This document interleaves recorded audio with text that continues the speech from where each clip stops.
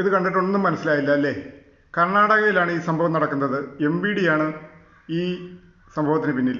നമ്മുടെ നാട്ടിൽ പ്രൈവറ്റ് ബസ്സുകളും സ്വകാര്യ വണ്ടികളും എല്ലാം ഹോൺ മുഴക്കിക്കൊണ്ട് പോകുന്നത് കേൾക്കുമ്പോൾ തന്നെ നമ്മുടെ തല പൊട്ടിപ്പോകുന്ന രീതിയിലുള്ള ശബ്ദമാണ്. ചിലപ്പോൾ നമ്മൾ സ്കൂട്ടറിൽ പെൺകുട്ടികളും നമ്മളുമൊക്കെ സഞ്ചരിക്കുമ്പോൾ പിറകിലൊന്നൊരൊറ്റ ഹോണടിയാണ്, പേടിച്ച് തെറിച്ച് സൈഡിൽ എവിടെയെങ്കിലും വീഴും. പിന്നെ കാൽനട യാത്രക്കാരുടെ കാര്യം പറയണ്ട. ഇപ്പോൾ ഈ ഹോണടിയുടെ ബഹളം കാരണം റോഡിൽ കൂടെ നടക്കാൻ വയ്യാത്തൊരവസ്ഥയാണ്. ഇതിനൊരു നിയന്ത്രണം നമ്മുടെ സർക്കാർ കൊണ്ടുവരുന്നില്ല.